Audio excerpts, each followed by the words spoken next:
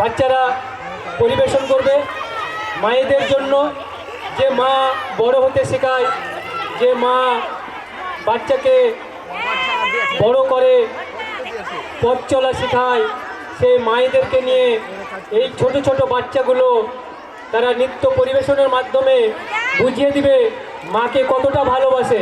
চলো, ready, music.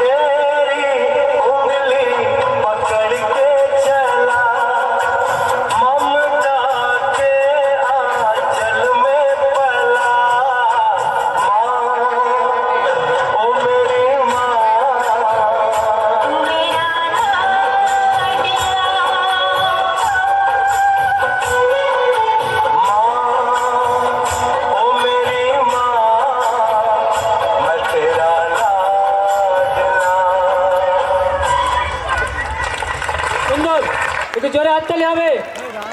এই বাচ্চাগুলো তার মাকে কত ভালোবাসে, তারা তাদের নাচের মাধ্যমে